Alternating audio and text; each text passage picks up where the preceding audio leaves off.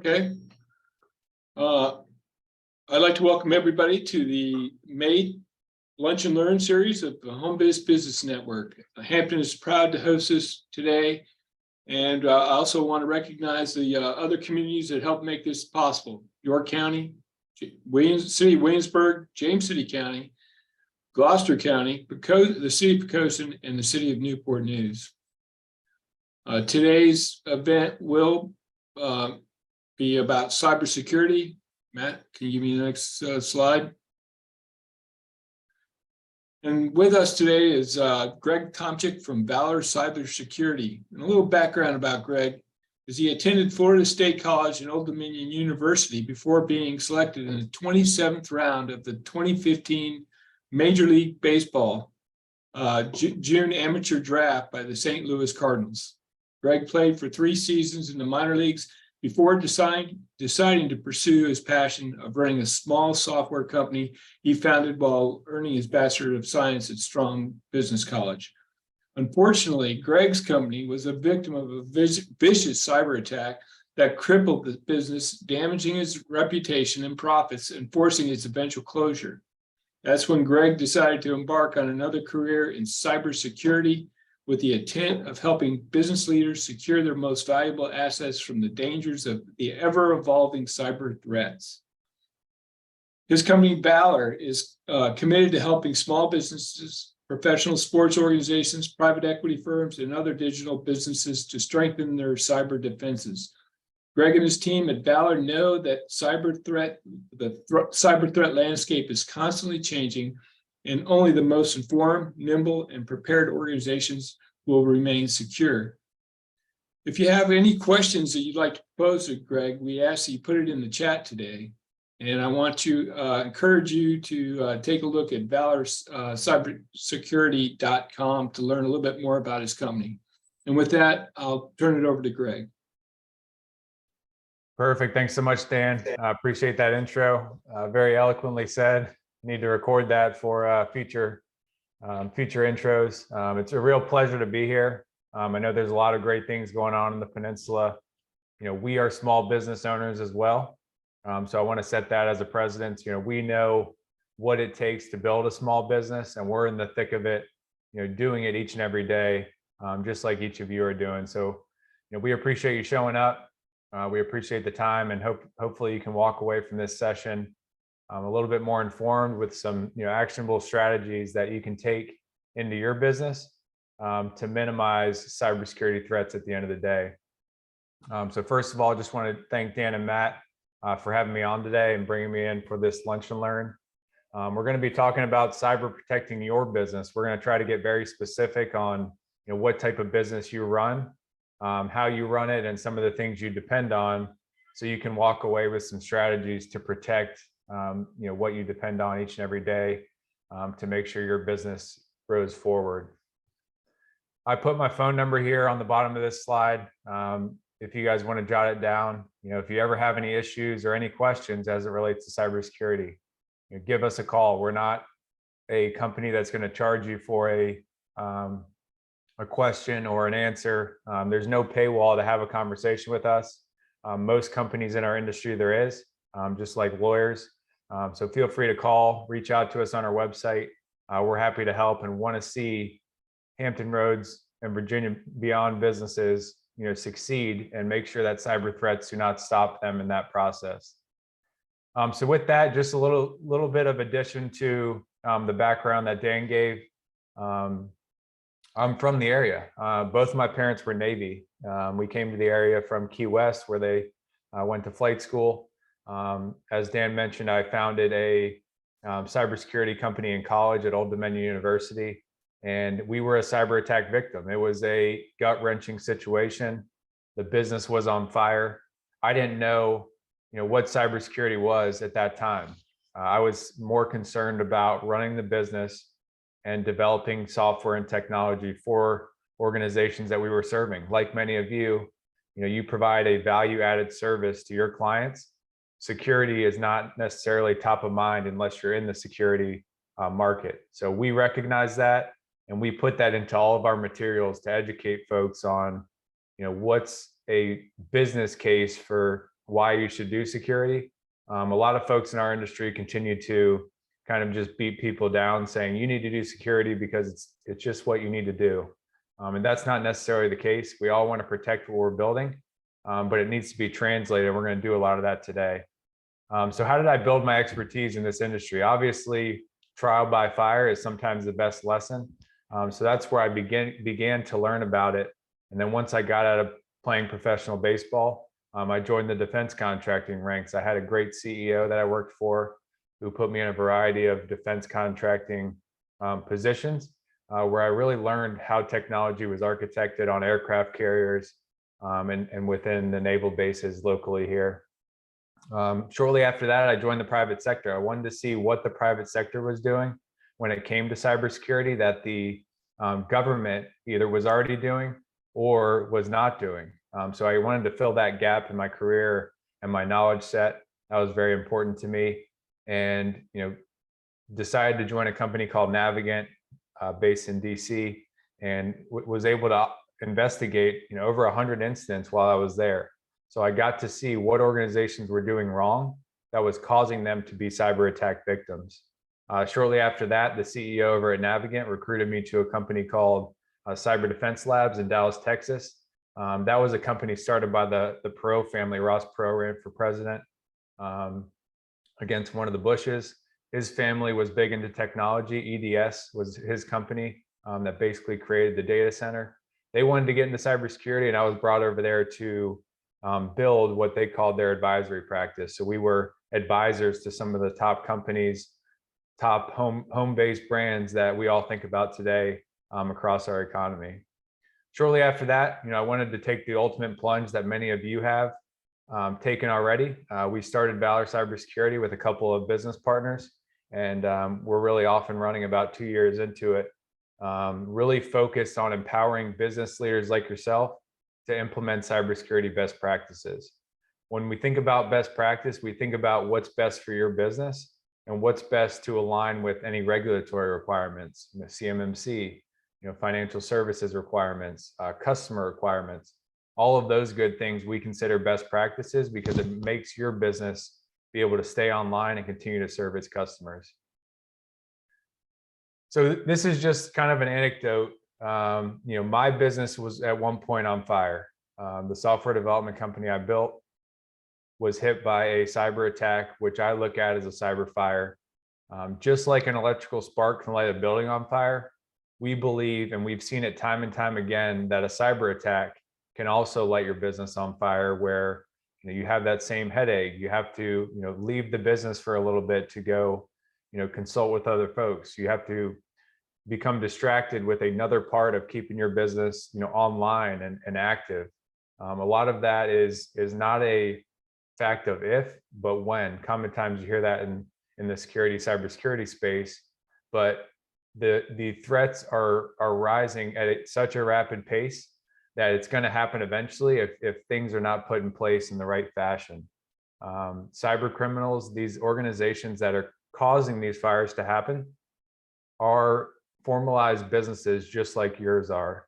They have call centers. They have folks who are constantly doing research on small businesses that are vulnerable to these types of attacks so that they can steal information or get into the customers that you're serving. A lot of this is supply chain based. So people are going around, they're burning people's houses on fire, their businesses on fire, and they're not really getting any repercussions. So they're continuing to go out and do it time and time again. So just a little bit about what we're seeing in the landscape overall. I've mentioned some of these here, but specifically to home businesses. So, recently the SBA came out, as many of you know, almost half of small businesses are run from a home. We run our business from our homes. We have people all over Virginia and a couple in different states across the United States that help us to operate our business and kind of spread our wings. More than 31 million small businesses are functioning from home. That's pretty interesting to think about. More than half of the businesses in the United States are now run, from a home type environment. And it's a very interesting landscape. We all play in it. but it's something that most people don't talk about. They always talk about the office building, the big IT teams, these organizations that have one location or a few locations, across a geographical area. But what happens when you bring your company into your home or you start it in your home? There are different risks that you're encountering that a business in an office may not be encountering.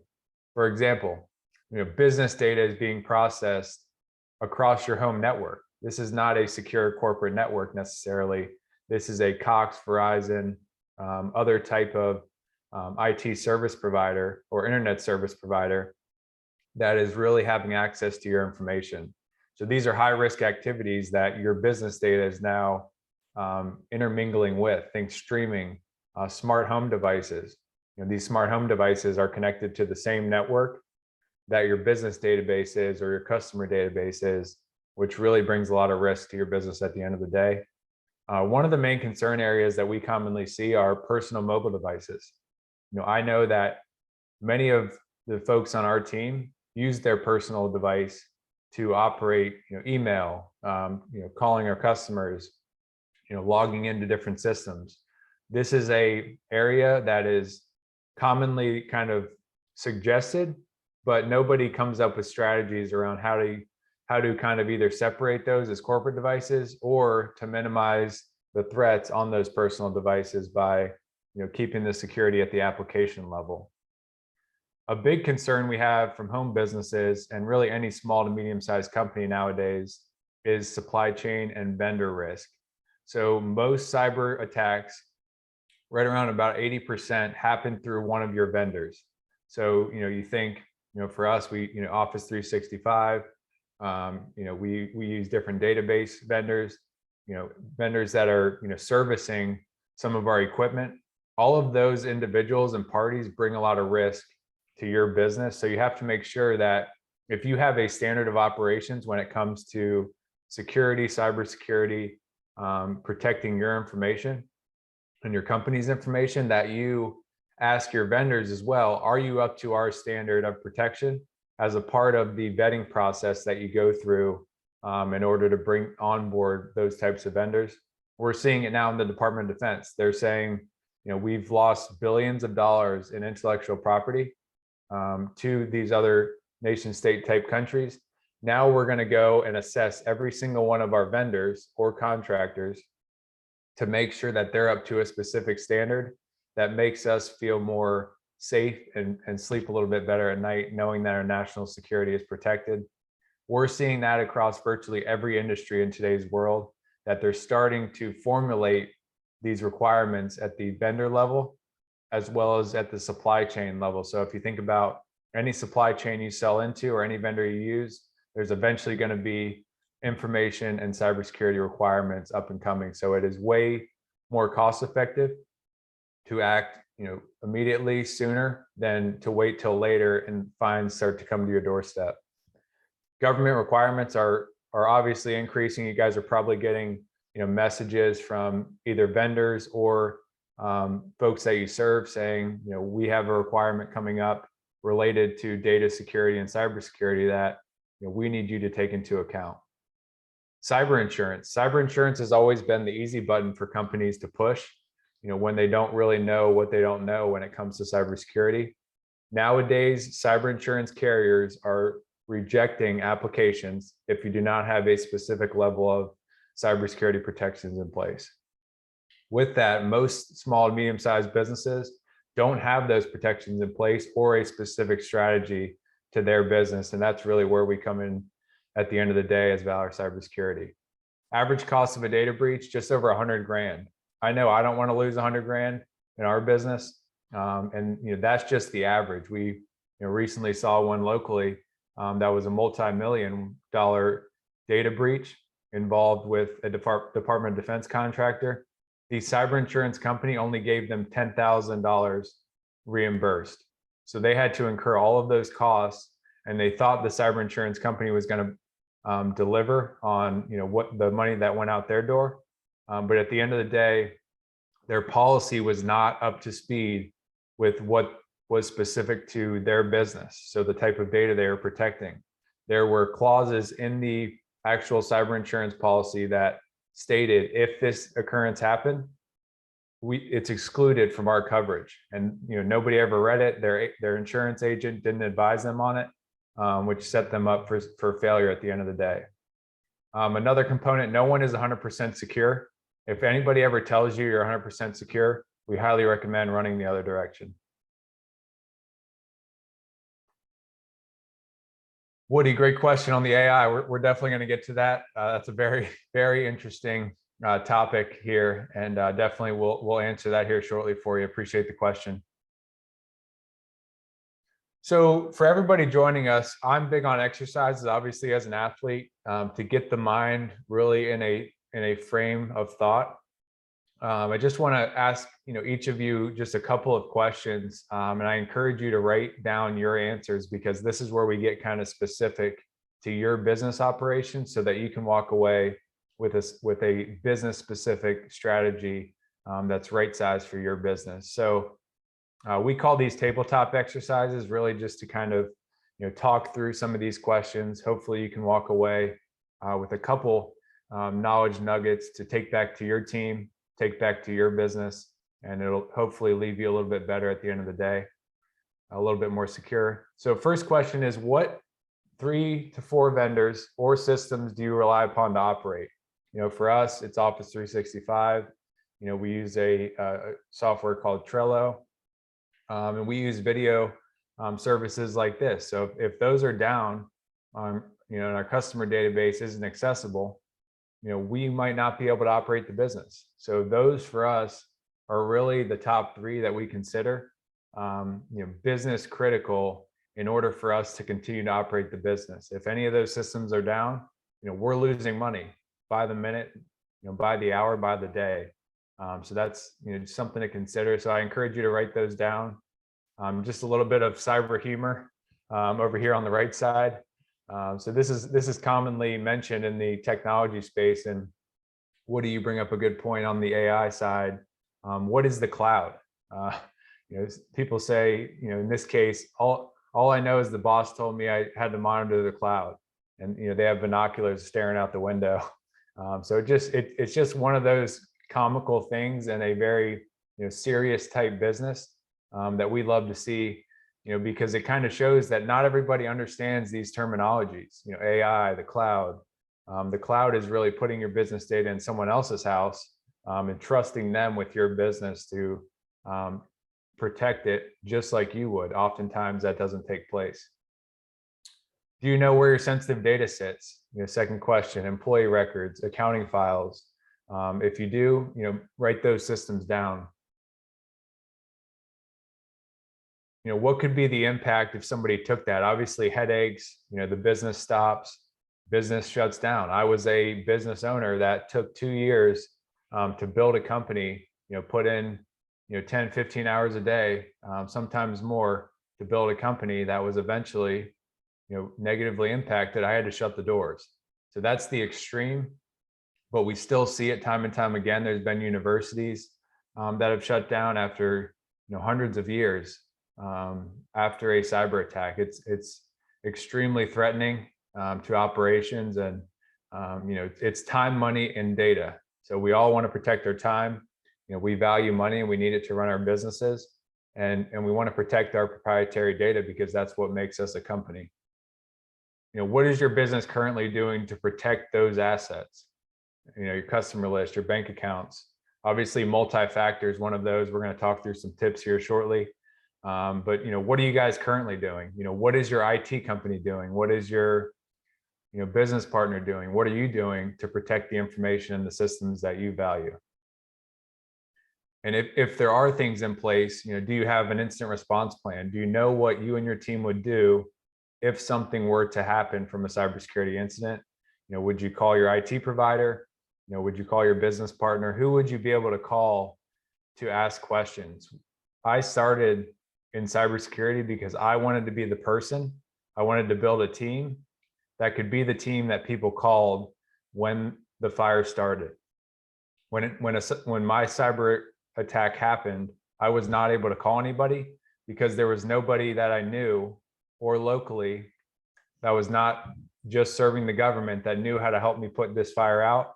And I told myself I would never allow somebody to be in that position. So that's really what we do at the end of the day. Folks call us when their houses are on fire. Obviously, we want them to take proactive action like you guys are doing today. But they call us and we have to be the voice of reason to help them make strategic decisions that are going to set them up to minimize the costs associated. So we really see it day in and day out, even if it's not in the headlines. And have you done any business continuity type exercises? All of those plans are going to be relevant when it comes to cybersecurity as a starting point to get your business in a posture that's going to be better protected from cyber threats as they continue to grow. So just some best practices here. We have both individuals as well as businesses. So we're going to be talking about the individual initially. It always starts with the end user, the individual. So you have to really operate with a think before you click mentality. Always trust your gut when you get an email or a text message. Nowadays, cyber threats are now using text messages as well. So definitely, as you see these things, just make sure you take a second, think about it. It may look legit, but think about the request and look at the email it's coming from. That's critically important. Security awareness videos. Jameson, appreciate the question. I will get to that here shortly. It's a great point. Are they scalable to new home-based businesses with limited capital? Absolutely. I'll get to that here in a moment. Talk to your families about how you protect what's important. This is what's most critical to home-based businesses, because you're now all playing in the same sandbox. Your kids, your parents, your spouse, your people that live in your home and come visit are all playing in that same sandbox as your business proprietary data that you want to protect. Avoid public Wi-Fi. When able, use a hotspot. All of our phones most of the time have hotspots nowadays. Try to avoid public Wi-Fi because commonly they're open to really anybody to see the traffic if they have the right tools. And a lot of times we'll go and test them at like a Starbucks or, an airport just to see how open they really are. And we use that as a way to go back to the airport or the Starbucks and say, here are some things that you can do to better protect the customers that you have walking in the door. And you can start to use this as a competitive advantage. Multi-factor authentication. If all of your business applications that you wrote down in our past exercise do not have multi-factor authentication, I would recommend that being the first thing that you walk away from this session and do, is put multi-factor on all of those. Most of the time it's in the security settings. You can turn it on. It may be a little bit of a pain, but it'll save you a lot of time and money, because most of the time a cyber threat actor, these people that are doing these types of nefarious acts, are actually looking for low-hanging fruit. So folks without multi-factor, and they can usually get right in with just a general password. Avoid social media connections. I think that one's pretty obvious, but there's a lot of avenues that these threats are taking. Social media is a huge one because we're all kind of playing in these networks, and if they have similar connections that have already clicked accept, you may trust them by default, but we suggest you try not to do that, just like you would do in public. Never store your passwords in an unsecure manner. LastPass was a highly secure password vault that I think more than 40% of companies were using before they had their cyber attack recently. Basically, they got in, they copied all the passwords to those password vaults, as well as the passwords that were in those password vaults. So now everybody that was on there thought their passwords were secure. They were doing their due diligence. Now their password is out on the dark web for anybody to use for their bank accounts, company logins, things of that nature. So that's pretty scary from our standpoint. Reduce what you put on social media. That's where they kind of uncover relevant information that helps them navigate your threat landscape within your business, so that they can get in the back door, walk right in, and start to uncover what is most valuable in your business. And I'm actually gonna send these out after to both Dan and Matt, and they can share these with you guys, just so you can walk away with something tangible in your hand. That's very important to us, because cybersecurity is an intangible type benefit But when you see it go haywire and go wrong, it becomes pretty tangible pretty quick. So just from the business side, and Jameson, this will get to your question as well. You know, what can businesses do specifically? Those were on the kind of individual end user level. We always recommend proactively assessing. So you have to identify before you can address. And that's why we did that exercise. You know, you've identified what systems you depend on. You know, you've identified if that system goes down, the business impact of that occurrence. So now you can start thinking about, you know, you've identified, you know, what's relevant, what's out there, what's most important. And now you're starting to ask yourself, you know, those tough questions on what do I need to do to keep these protected? You know, multi-factor, putting a firewall up, separating your home network from your business one. You can do that pretty simply with a number of devices. We're happy to walk you through that process if you're interested. Ask tough questions to your vendors. You know, this has been one of the biggest areas of our business that has grown, is we will represent organizations to make sure their vendors are doing what is in the best interest of their business at the end of the day. So go to your vendors and, you know, say, hey, we love doing business with you. You know, as your customer, you know, as your vendor, we want to make sure that you're, you know, protecting the information that we exchange, the emails that we exchange. You know, how are you protecting my data? Pretty simple question, and you'll see really quick, you know, how secure they are, and that can help you make an informed business decision. You know, encourage your folks, you know, encourage the folks that you work with to have good cyber hygiene practices. You know, lock-in devices, strong passwords, MFA, as mentioned again, avoid public Wi-Fi. You know, installing antivirus. You know, antivirus is pretty, you know, it's been around a while, but just those small protections can really help at the end of the day. Put policies and response plans in place. Make sure you test them. You know, it's just like when I would watch baseball. If I didn't go out and practice in the backyard or at a field to be able to build that muscle memory, you know, I didn't know what to do, you know, when I was in the game. So when a cyber incident happens, we see organizations thank us time and time again when we've worked with them to test their plans, because they are now ready to really act on, you know, what we went through throughout those exercises, what we call tabletops, just like we went through earlier.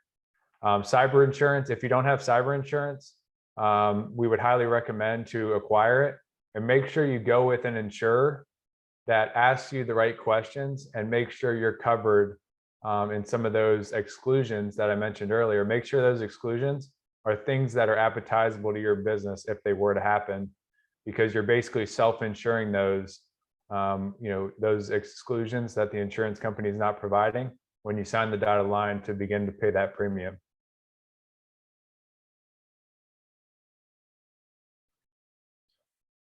Talk to your people. So, you know, people are security champions. You know, that's really what's most important at the end of the day, making sure that your people are on the same page that you are as a leader when it comes to protecting your business. Security champions in an organization are extremely key. So you have to make sure you talk to your people about it, see who it resonates with most, and then, you know, try to use them as a person that can continue to go out and spread that message across your business network. So just kind of closing the loop here, I'll make sure you guys get those tips. And I'm also going to answer some questions here. We'll have plenty of time for Q&A. But one of the things that we recently came out with is a simple cybersecurity readiness assessment. It helps you align with cybersecurity best practices, as well as any compliance requirements that your business has. Think, you know, DFARS for defense contractors, FFIEC if you're in financial services. If you give any types of credit, the Federal Trade Commission just came out with a cybersecurity requirement called the Safeguard Rule. These types of assessments do not exist across our industry. We saw that early on. You know, it costs businesses, you know, 20 grand to get started. Jameson, back to your question. Typically, cybersecurity has not been accessible to small businesses and most medium-sized companies. Nobody wants to take 20 grand out of their pocket if something bad hasn't already happened, which has disincentivized business owners like ourselves from taking action. Because we'll, you know, we always say, you know, if something happens, maybe it, you know, costs 20 grand.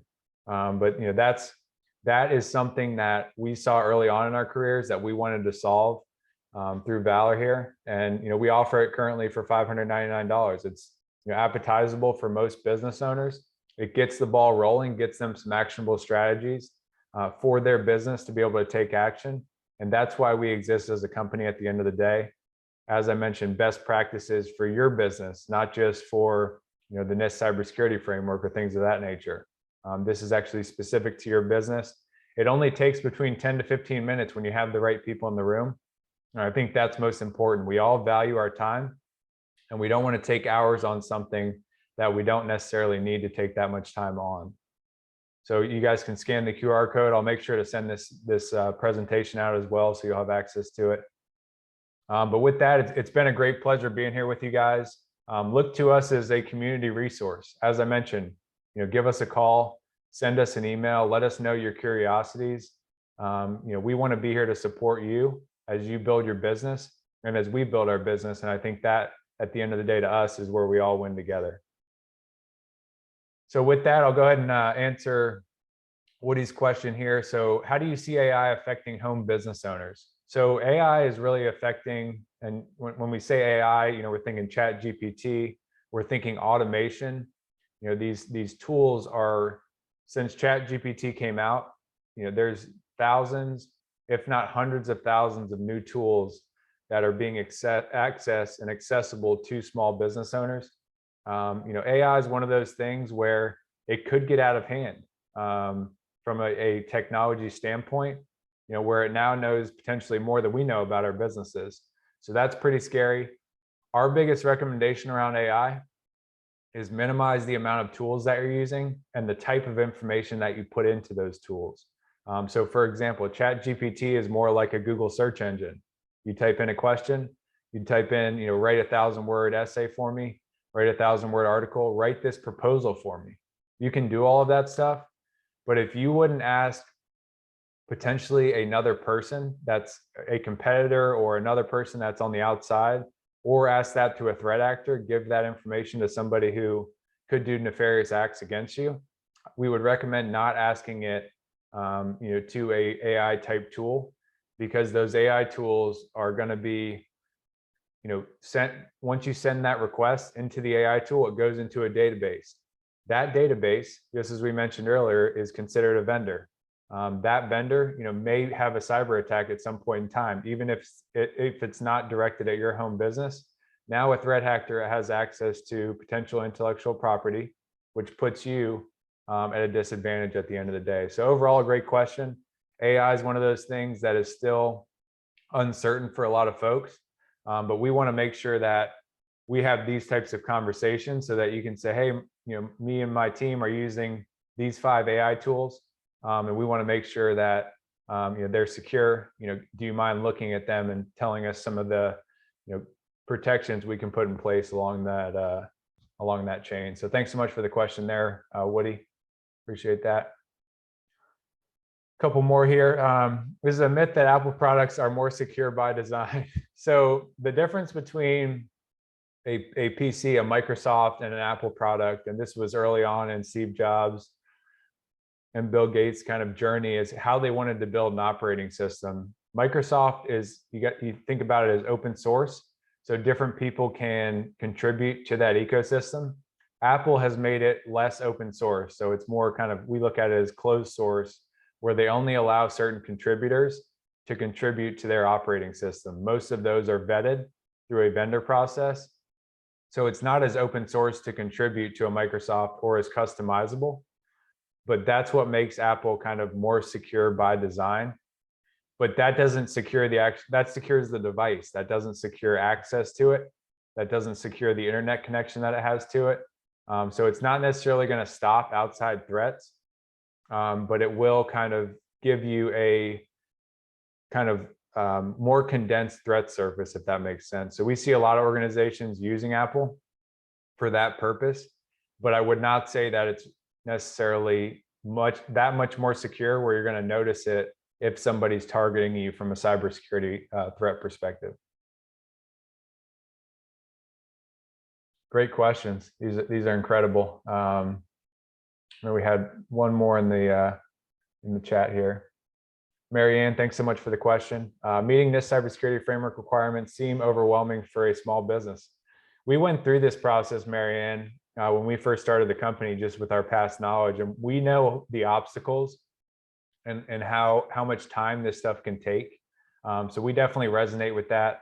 It is very overwhelming. There's a lot of technical nomenclature around the framework, and there's a lot of specifics to your business that make it difficult to implement because it's not very prescriptive. So that's one of those things that's important. How difficult is it for a small government contractor? 95% of our business here at Valor Cybersecurity is working with defense contractors.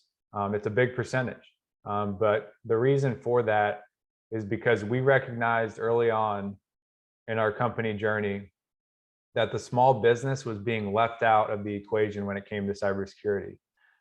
Most of the time, because these big cybersecurity companies kind of saw the low cost of service as a blockage to actually go serve those organizations. And like the $5.99 assessment that we came out with, we found ways to be creative to help small businesses, because these are really the foundation of our business climate here in our country. We want to make sure to give and empower those leaders to grow their business to the next level, and really take the right steps. Most of it, Mary Ann, comes from prioritization. If everything's a priority, nothing's a priority. And that's really what we've specialized in over time, is looking at what the business does, what type of resources they have. So what type of people internally do you have, and the expertise they have, what type of money is available. A lot of us don't have a budget for cybersecurity, but what do you not want to lose, and what are you willing to spend not to lose that? That's really the question at the end of the day. A lot of times you can find somebody that you can pay a couple $100. They'll give you the priorities, and probably not help you implement it. A lot of people will drop a report on your desk and say, you don't have any of the control areas, of the NIST cybersecurity framework, for example. Best of luck. And that does no one a good service. So making sure that any vendor you use when it comes to cybersecurity, any partner you select, is going to give you a prioritized roadmap based off of the resources that you have access to. Oftentimes in a small business, that's minimal resources as you're building up. But you have to start somewhere. The first step is oftentimes the hardest step to take. We continue to beat that drum because we see it time and time again. Until somebody has a cyber attack, and it costs them hundreds of thousands of dollars, then they have to spend more money and they don't take action yet. So we want to help folks take the first step. That first step could be, giving us a call, having a conversation. It doesn't require us to start working together. We want to answer your questions just like we're doing today, to leave you a little bit better off. And that really protects the economy we have around here, which is important to us. Should we all get AI training? I keep hearing it eating me. So Gene, thanks so much for the question. Would this be worth our time and money to study as a small business? So if you're already doing cybersecurity training, specific to your business, so you're mentioning the threats that are relevant to your business, those systems that you depend on that we went through in the exercise. If you're training your folks on that, if AI is one of those, top 5 tools that are being used in your business, definitely would encourage you to do training on how that's impacting your business. I think everybody should know about AI, but if you're not doing cybersecurity training to start, you have to start there. As you start to get into cybersecurity training, maybe you add in a portion that relates it to AI, but specifically investing your hard-earned money into AI training, from a security perspective, may not be spending the money, as precisely as we would recommend. But making sure from a business strategy standpoint, if your business intersects in that space and it's a way to add to your product or service, highly recommend doing it. Getting your folks to do the research, you doing the research. But when it comes to security, make sure you're being trained and you train your folks specific to your business first, and then go to the AI aspects. Make sure you're covering those grounds as well. Hopefully that answers your question, Gene. We have one more here. Let's see. How secure is a VPN? So Dan mentioned VPNs. Is it a solution for public Wi-Fi? So absolutely, a VPN is a secure tunnel. There's really no percentage way to say, how secure it is. Every VPN provider is a little bit different, but it is a security precaution. So it is going to make you more secure than simply logging on to a Starbucks Wi-Fi and accessing it directly, as opposed to having a VPN, which encrypts your traffic inward and outward. So it's going to have an encryption mechanism in it, but a lot of these VPNs, try to make it so seamless for the user that they may create deficiencies in security. So it's always good to kind of think about what VPN you're using. But at the end of the day, VPN is a great step forward from that standpoint. Appreciate that question, Dan. And then Matt, I saw a question from you as well. We commonly hear about the importance of strong passwords. From your experience, what is constituted as a strong password? A strong password, we recommend people use password vaults, not necessarily LastPass, but there are others out there.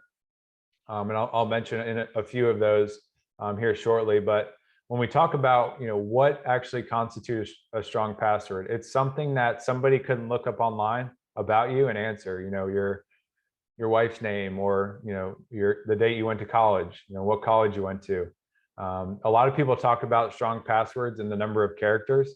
So we start to get to 16 character passwords. But if you forget your password, that may, waste some of your time. So, look into password vaults. There's a lot of great ones out there. I'm actually going to send a few in the chat here, just so you guys have them. There's one called Warden Password Manager. That's really the one. It's called Bitwarden. I'm going to paste it here in the